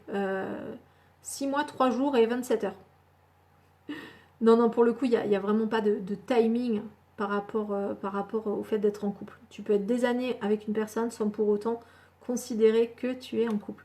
On peut croire prendre une décision éclairée, mais sur des bases fausses, quand une personne a des traits... Ouais, ça ouais. Ok. Comment peut-on connaître qu'une personne s'intéresse vraiment à nous, par exemple un homme, car il y a certains qui vont vous faire penser qu'ils veulent être avec vous et cela se révèle être le contraire. Ben à un moment donné, ça vaut le coup de poser la question, quoi. On avait parlé de la communication non violente et du fait qu'à un moment donné, on peut parler de tout avec n'importe qui, et bien avec une personne dont on a l'impression qu'elle s'intéresse à nous, mais qu'on n'est pas vraiment sûr, machin, ben des fois, c'est des fois de dire ça. En fait, j'ai l'impression, voilà, j'ai remarqué que la dernière fois, tu m'as amené des fleurs, que, gros cliché, que la dernière fois, tu m'as salué en me faisant un grand sourire, que, voilà. Et vu que, voilà, moi, je suis libre et que, voilà, ben, du coup, vous posez la question, est-ce que tu es intéressé? Est-ce que je t'intéresse? Posez la question, en fait. Comment être sûr? Il suffit de poser la question. La personne ne vous répondra pas forcément ce qu'il y a dans son cœur ou dans sa tête. Mais au moins vous aurez passé l'information, vous aurez mis l'autre face à ce qu'il vous fait ressentir, ou en tout cas à ce qu'il projette de lui et de comment vous le percevez. Et ça va permettre à la personne de se positionner. Peut-être que du coup la personne n'osait pas trop vous dire que en fait vous l'intéressiez et ça sera l'occasion pour elle de le dire. Et peut-être que ça sera l'inverse. Peut-être que vous ne l'intéressez pas du tout et du coup elle va vous le dire aussi. Et au moins comme ça vous êtes fixé. Les sites de rencontres sont-ils une bonne idée ou pas? Bah ça dépend. Ça dépend de qui tu cherches, ça dépend des sites de rencontres, ça dépend. C'est très aléatoire en fait, hein. Le site de rencontre, c'est comme de draguer dans la rue, quoi. C'est hyper aléatoire. L'avantage de ces sites-là, c'est que les gens quand même ont un point commun, c'est qu'ils cherchent quelqu'un. Donc généralement, tu vas avoir ce point-là. Mais t'es pas vraiment sûr qu'ils soient tous disponibles. T'es pas vraiment sûr que leur profil corresponde à la vérité. Enfin bref, c'est vraiment tout à remettre en question quand même, et ça n'empêche pas d'aller faire de l'exploration, d'aller rencontrer les personnes, que ça soit de manière virtuelle ou de manière réelle, mais en tout cas de faire un petit peu une investigation, d'apprendre à se connaître en fait. Et encore une fois, gardez en tête la notion de diamant et de facette, et essayez de mettre l'autre en facettes différentes, et la meilleure manière de le faire, c'est de se mettre soi-même dans des facettes différentes. Si par exemple vous êtes quelqu'un de très sensible et que vous cherchez quelqu'un qui arrive à gérer ça, c'est-à-dire quelqu'un qui ne va pas se mettre à vous crier dessus parce que vous êtes en train de pleurer face à un film en trouvant ça ridicule, et bien pour le coup, ça va valoir le coup peut-être de s'autoriser à être dans une situation où vous êtes vraiment vous-même et où vous vous autorisez aux émotions pour voir comment la personne réagit en fait. Ok, site de rencontre, je viens de faire le coup à Manon. Comment séduit-on une personne? Encore une fois, ça dépend des personnes. Séduire, c'est montrer une facette de soi, c'est chercher à correspondre à ce que l'autre attend. Encore une fois, ça permet de l'attirer. C'est un phénomène d'attraction dans la séduction. Mais pour le coup, ça vaut le coup quand même d'être soi aussi, d'être vraiment soi, sinon vous allez attirer comme une publicité mensongère et la personne sera déçue à un moment donné, elle pourra vous le reprocher et ça sera bâti sur de fausses croyances. Après, toutes les techniques de communication que je vous ai transmises lors du live sur la communication et les CNV sont vraiment hyper intéressantes pour séduire parce que ça va être intéressant justement de pouvoir détecter des choses de l'autre, de pouvoir s'intéresser à l'autre. Il y a vraiment la notion d'intérêt qui est hyper importante par rapport à l'autre. C'est-à-dire que vous ne pouvez pas séduire l'autre en parlant que de vous. Et vous ne pouvez pas séduire l'autre non plus en parlant que de lui. Ça va être trouver le juste milieu entre les deux. Et à un moment donné, ça va se faire ou ça ne va pas se faire. Mais ça vient vraiment d'une alchimie qui est quand même assez compliquée. Je pense que j'aurai pas le temps d'aborder toutes les notions. Je pense que je vous referai un thème sur l'amour. Parce que là, du coup, on est parti sur... Ah, voilà, Soumaya. Et oui. Ok. On est parti plus sur la rencontre et tout ça et sur le couple en général. Donc, vous inquiétez pas, je vous ferai une session spéciale amour. J'aurais dû le faire d'ailleurs au 14 février, ça aurait été sympa. Pour vous expliquer comment fonctionne l'amour. Mais oui, le but, quand on est dans une démarche de séduction, c'est de séduire vrai. C'est-à-dire de ne pas séduire sur des faux semblants, sur des fausses choses qui finalement après vont vous retomber dessus parce que c'est pas vous en fait. C'est juste pas vous. Donc, je rejoins Soumaya sur le fait que parler des situations où on se retrouve sous emprise de personnes malsaines, relations toxiques, si ça intéresse d'autres personnes, évidemment. On avait fait toute une session sur la manipulation, Mariam. Et donc, du coup, ça parlait un peu de ça, mais je peux refaire un truc spécial sur les relations d'emprise en couple, si vous voulez.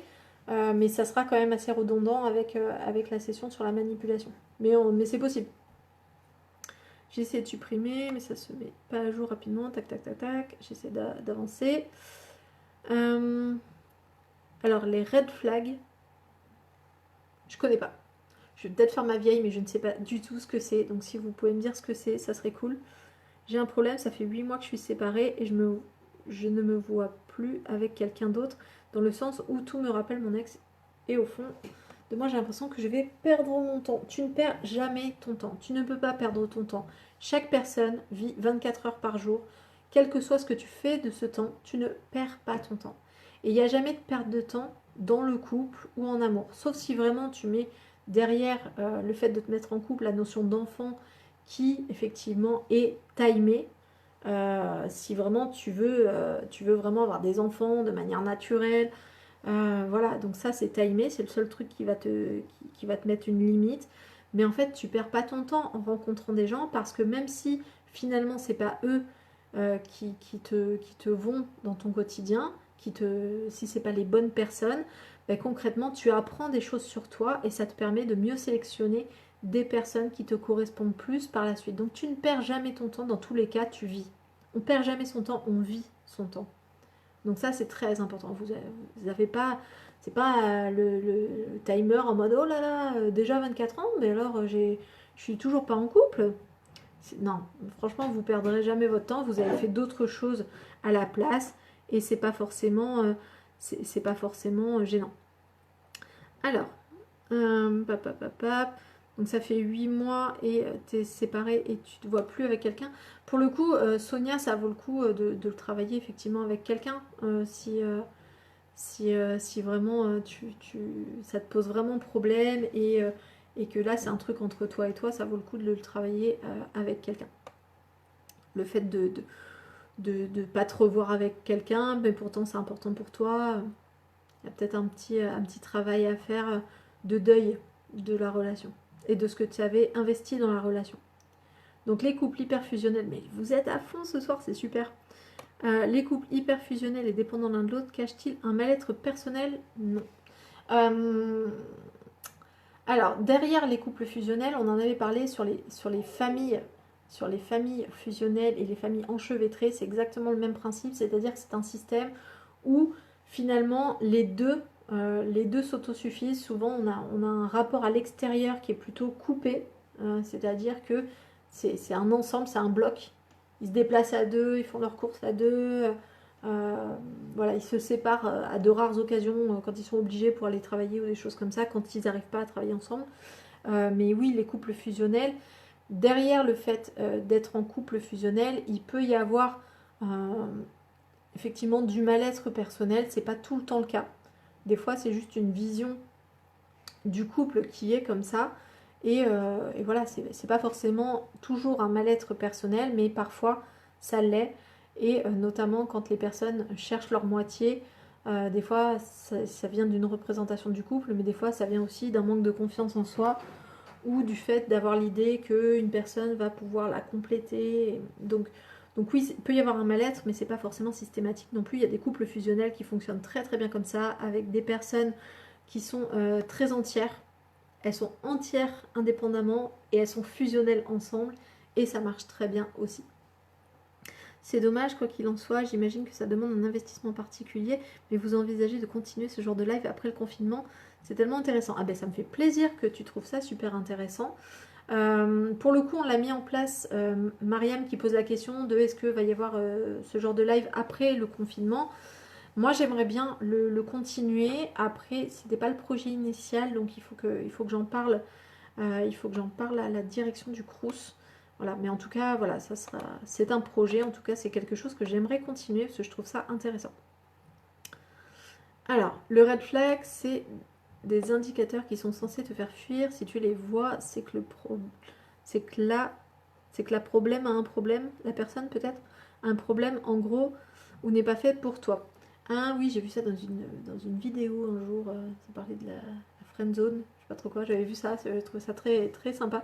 Bref, oui, oui, effectivement, il faut se faire confiance. À un moment donné, c'est pour ça que je vous dis, la connaissance de vous-même va vous aider beaucoup là-dedans. C'est-à-dire qu'à un moment donné, si vous vous connaissez bien, vous allez être à l'écoute de vous-même et vous allez repérer plus facilement vos indicateurs personnels de problèmes. C'est-à-dire que peut-être que la personne en face correspond en tout point à votre liste de critères, à tous les niveaux, mais à l'intérieur de vous, ça fait non, il y a un truc qui est pas clair. Parce que dans vos critères, quand vous faites vos critères, vous ne pouvez pas tout envisager non plus. Vous ne pouvez pas envisager tous les cas de figure. Et par contre, votre cerveau va pouvoir analyser beaucoup plus d'informations que ce que vous pensez percevoir de l'autre. Et du coup, votre cerveau, il est capable peut-être d'envisager déjà des zones qui sont de l'autre côté du diamant, des zones un peu cachées, des choses qui transparaissent peut-être dans des micro-mouvements, ou peut-être dans des respirations, ou peut-être dans des phéromones. Finalement, notre cerveau analyse tellement de choses que c'est intéressant de se dire, ok, en fait, je m'écoute, et si je m'écoute, là, je sens qu'il y a un truc qui n'est pas ok.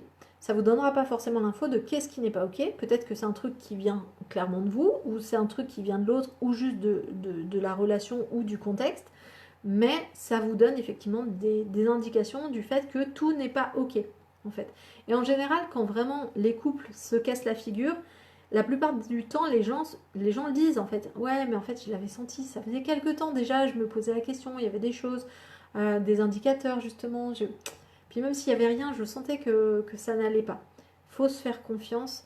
Et vraiment, je vous invite à vraiment faire du développement personnel parce que c'est une mine d'or pour vous. C'est-à-dire que quand vous vous connaissez bien, ça vous donne du pouvoir sur vous-même pour comprendre le monde, pour être en interaction. C'est vraiment génial. Donc, vraiment, ce truc de red flag, moi, je l'appellerais l'intuition. Je l'appellerais vraiment le côté... ouais, on est sur le côté intuitif en fait. Donc, ça ne veut pas dire qu'il faut forcément induire le fait que, bah oui, je sens qu'il est pas net, du coup il est pas net. Non, je sens qu'il y a un truc de pas net, ça vaut le coup d'investiguer, de le mettre dans des phases différentes, de tester, d'observer, d'écouter quand la personne parle. Voilà, ça donne des indicateurs. Alors, donc merci pour l'explication sur le red flag parce que j'ai appris un truc. Comme quoi c'est intéressant d'avoir des échanges aussi parce que vous m'apprenez plein de trucs à chaque fois. Aveuglé par l'amour en l'occurrence. Et oui, l'amour aveugle. Mais vraiment, je vais vous faire une séance sur l'amour. Je pense que ça serait très sympa. Et qui nous retombe sur le coin de la figure. Et oui, parce que l'amour perturbe, en tout cas module, modère, régule notre perception du monde. Et du coup, forcément, on ne voit pas l'autre tel qu'il est. Déjà, on ne le voit jamais tel qu'il est. On le voit toujours au filtre de nos croyances, de nos perceptions, de tout ça. Mais quand on est sous amour, on va dire, un peu comme une substance, c'est un cocktail, hein, l'amour, avec beaucoup de substances phéromonales et hormonales. Ben, quand on est sous influence de l'amour, forcément, on perçoit l'autre très différemment. Très très différemment. Hop, hop, hop. Qui nous retombe violemment sur le coin de la figure avec grand fracas et on pleure en mangeant des glaces. Ah, ouais. On peut aussi manger autre chose, des haricots verts et des choses comme ça, mais effectivement la glace est plutôt un aliment qui est associé au réconfort. Quelles sont les problématiques que peuvent rencontrer les couples qui ont une grande différence d'âge, plus de 10 ans? Donc comme on a dit, l'histoire de la différence d'âge, ça peut faire partie des critères et socialement ça en fait très souvent partie, mais de manière différente selon les sociétés. Encore une fois, en France, on a tendance à dire que les personnes doivent être en couple avec des personnes du même âge. Au Sénégal, encore une fois, je parle toujours du Sénégal parce que je ne connais que ça. Au Sénégal, un homme aura tendance à être avec des femmes plus jeunes, même si c'est sa deuxième, troisième ou quatrième femme. En général, il la prend beaucoup plus jeune. Parce qu'il y a cette notion aussi d'avoir des enfants derrière, enfin de construction familiale vraiment derrière, plus que de couple en fait. Donc, les différences d'âge, en tout cas en France, je ne sais pas exactement quelles sont les problématiques qu'ils peuvent rencontrer. Ben, ça dépend de l'âge en fait. Si là tu as 20 ans et que tu es avec quelqu'un de 30 ans, ça dépend si ça se voit ou pas, mais vous pouvez être dans des phases de vie totalement différentes. Donc ça peut s'estomper aussi avec l'âge, c'est-à-dire que quand il y en aura un qui aura 50 et l'autre 60, peut-être que ça se verra moins. 10 ans quand même, ça se voit généralement, mais ça pose pas forcément de problème en fait. Donc les différences, enfin les problématiques qu'on peut avoir dans les différences d'âge, en plus tu mets grande différence d'âge de plus de 10 ans, pour moi 10 ans c'est pas forcément une grande différence d'âge, ça dépend vraiment du contexte. Les problématiques, donc on peut avoir des différences de stade, notamment s'il y a un qui a des projets d'enfants et l'autre qui n'est pas du tout là-dedans, ou un qui est en mode développement professionnel et l'autre ça fait longtemps qu'il a envie de changer de boulot et de changer de vie et des choses comme ça. Ça peut être des différences de valeurs quand vraiment il y a des très très grandes différences d'âge, des différences de valeurs, parce que les valeurs étant liées à notre éducation et à la société, du coup, il peut y avoir des différences de ce type-là. Des différences surtout, alors on va en voir surtout quand les personnes sont jeunes et puis quand les personnes sont âgées. C'est-à-dire quand il y en a un qui commence à vieillir vraiment, là pour le couple, ça peut être compliqué pour la personne qui est la plus jeune comme pour la personne qui est la plus âgée. Parce que à ce moment-là, la différence se marque vraiment plus. Et on peut se retrouver assez jeune à s'occuper et à aimer quelqu'un qui est en train d'être en fin de vie, donc dont les capacités peuvent être en train de diminuer et de se retrouver soit handicapé dans sa capacité à faire des choses si on imagine qu'on ne peut faire des choses qu'avec l'autre. Donc, encore une fois, ça va vraiment dépendre des cas et des personnes, mais voilà, c'est globalement le genre de problématique qu'on peut retrouver. Donc, tes parents ont 15 ans et demi d'écart. Du coup, parle-nous-en, Gabriel. Qu'est-ce que ça a créé? Quelles sont les différentes problématiques que toi, tu as pu observer si toi, tu as envie d'en parler? La personne cherche quelqu'un pour l'accompagner. Pas besoin de combler le manque. Ok. Je pense que j'ai rattrapé à peu près tous vos messages. Mais c'est chouette de voir que ce soir, il y a vraiment pas mal d'échanges et ça vous intéresse vraiment. Vous me l'aviez dit, hein. Vous me l'aviez dit que le couple, ça vous intéressait. Mais c'est vrai que j'avais pas forcément d'angle d'attaque. Là, je l'ai fait vraiment de manière générale. J'ai pas abordé la moitié de ce que je voulais aborder avec vous, même si on arrive à la fin de cette conférence. Donc, je vais vraiment me servir de vos commentaires pour peut-être cibler une ou deux interventions. Donc, mettez vraiment toutes les thématiques qui vous intéressent. Je pense que j'ai pas du tout abordé, par exemple, la question de la rupture. Et je pense que je vais faire vraiment une séance sur ça, sur la rupture, sur l'amour. Voilà, là c'était un peu généraliste sur le couple. Les problèmes de couple sur lesquels je vais finir là-dessus pour le coup. Mais n'hésitez pas à noter plein de choses dans les commentaires, je viendrai les voir pour préparer des nouvelles séries de live. Je voudrais finir sur le fait que parfois un couple, il peut y avoir des fois où les personnes ne s'entendent pas parce que concrètement, elles sont en train chacune de jouer au jeu du couple, mais chacune a ses règles du jeu. Je ne sais pas si ça vous est déjà arrivé finalement d'avoir des incompréhensions sur des notions telles que la fidélité, telles que le respect, telles que le rythme de vie, telles que... voilà. Et en fait, on arrive chacun arrive dans le couple avec sa vision du monde, sa vision du couple, sa vision de elle en couple, sa vision de ce que l'autre doit apporter dans le couple. Et en fait, ça se construit comme ça. Et s'il n'y a pas de communication, et bien à un moment donné, on peut se retrouver avec des grosses incompréhensions, des grosses inadéquations, parce que en fait, les deux jouent au même, enfin, ils jouent à des jeux, mais au même jeu, mais avec des règles différentes. C'est un peu comme quand vous croisez quelqu'un qui vous faites une partie de Uno avec quelqu'un, vous n'avez pas redit les règles parce que c'est tellement évident les règles du Uno, sauf qu'il y en a un qui peut enchaîner les plus 4 et l'autre qui dit eh ben non, c'est pas la règle officielle donc du coup je le fais pas. Et du coup ça peut créer une incompréhension, voire un sentiment de trahison parce que peut-être que l'autre a finalement changé la règle à son avantage et machin machin.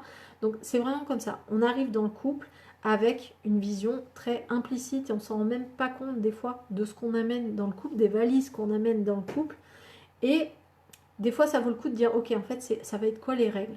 Ça va être quoi les règles du jeu? Quelles sont les règles qu'on pose dans notre couple? Comment ça fonctionne?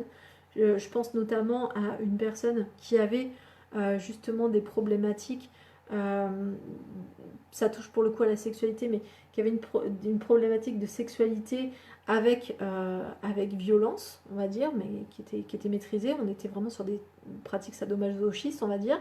Et concrètement, il y en avait une des deux, donc un des deux, c'était le monsieur qui était vraiment très branché sur ça, la femme pas du tout.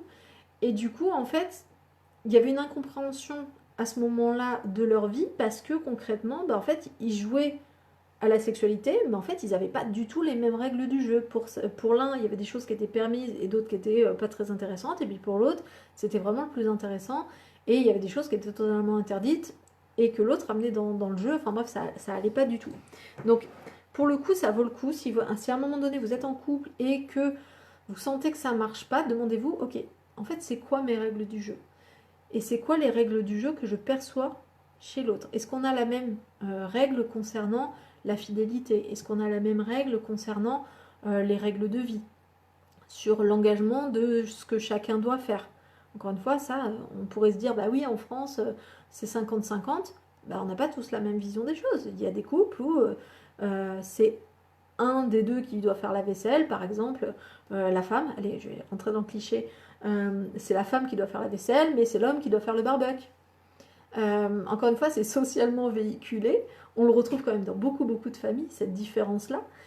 Ou sur le ménage, ou sur qui doit s'occuper des enfants, ou qui doit faire le lit le matin, qui doit faire la lessive, la vaisselle. Donc des petits trucs du quotidien qui sont des règles du jeu.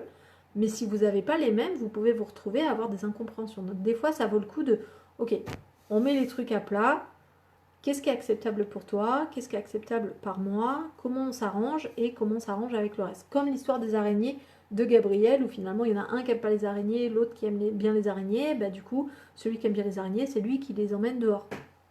Donc, c'est une histoire de trouver des règles de ce jeu de relation pour pouvoir fonctionner ensemble. Bon, je vais regarder vite fait vos commentaires, mais on va s'arrêter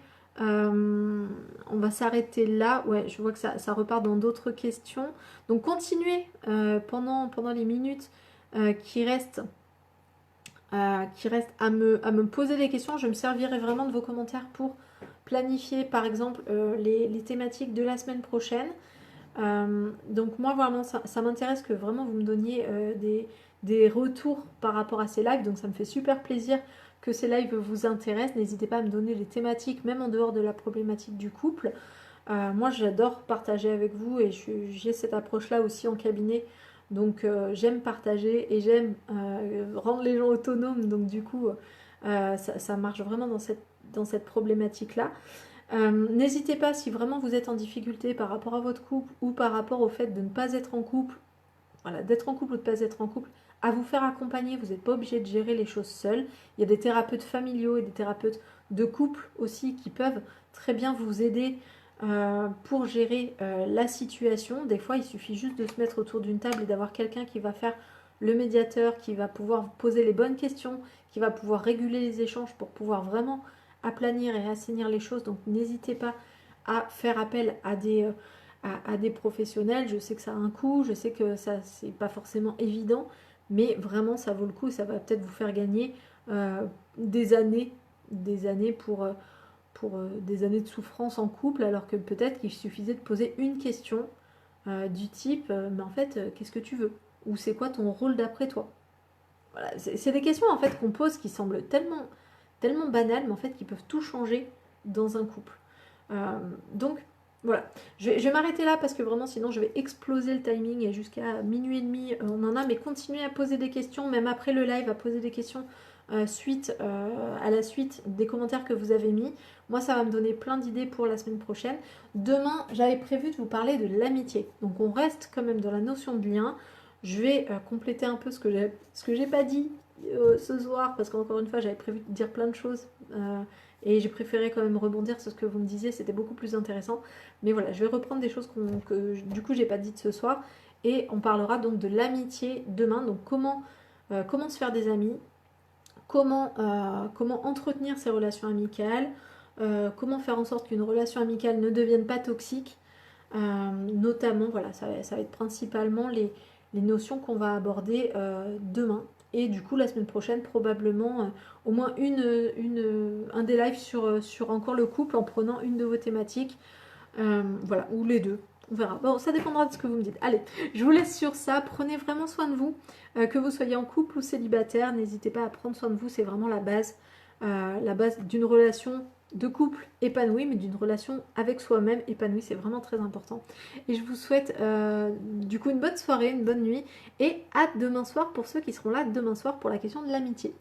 Allez, au revoir et bonne soirée à tous.